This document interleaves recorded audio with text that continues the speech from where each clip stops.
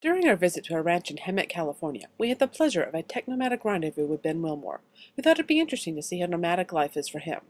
So Ben, what was your inspiration for giving up your property in Colorado back in March 2006 to hit the road full time? And then I went on vacation, went to 8 national parks in 10 days, and absolutely loved it.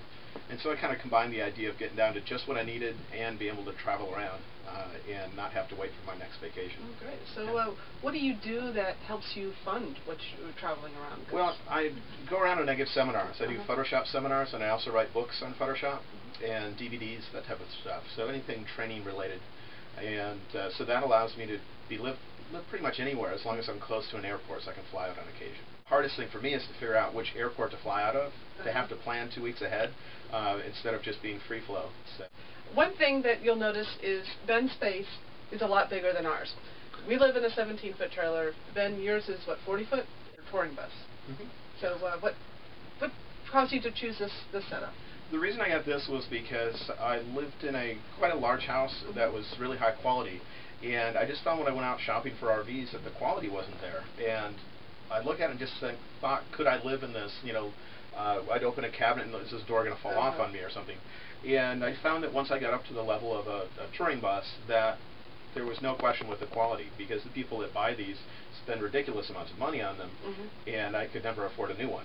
But since they trade up about every 2 years, the prices of ones that are 10 years old are quite a bit lower than the new ones. You tow a Jeep Liberty, which, I do, by the way, is what we use as our tow vehicle, to give you a comparison. Yeah. So you're a technomad. Tell us a bit about your technology setup. I use a laptop as my primary machine, and that way I can use it on the road when I'm flying out somewhere and when I get back to the bus. And I put it behind this big display, and right now it's running the 30-inch display. I use this because I edit a lot of photographs and like to be able to see all the detail and still see a good amount of the photo. Also, I write books, and with a screen this big, you can see two pages side by side and still be able to read them and see all the images. So that made it so I wouldn't mind being in a smaller space. This used to be my dining room, and I just pretty much took that over. That's the main thing I've changed in the bus before I purchased it. And I use a Verizon card for internet access and have 2 printers. Over here's one for doing fine art prints. It can print up to 17 by 22. It's a Epson 3800. And behind the screen, my laptop is sitting on top of right now, is a Xerox color laser printer that can print on both sides of the paper. I use that when I'm writing books. And then I have underneath the printer a whole bunch of storage, including a Drobo for my photographs that keeps a redundant backup. And it works nice for me. So you started off 3 years ago. You probably had a set of intentions on what it would be like. Yeah. Where did it start from, and how do you feel about it now? Do you see this going on indefinitely, or do you have an end goal? I don't see any time I'd want to stop it. I'll stop it when I'm tired of it, and I don't see that happening anytime soon. If anything, you know, as time goes on, I'm enjoying it more and more. Right. Yeah, and then I've been thinking about possibly changing RVs, because you know, when you first get onto one, you're not really sure what kind of needs you have, and I couldn't see living in something smaller than this when I first started. Having done this for 3 years, I know I can live in something much smaller. So what are some of the negative points of being nomadic then?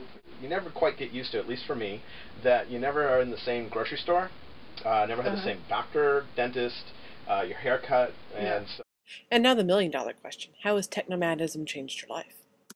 This has allowed me to really mentally change, where before it seemed like I would mainly entertain myself through television and movies and even books, and my life was often the same people and then trying to be entertained by other people's lives. And I've stopped watching TV. I read some books, but not as many as I used to.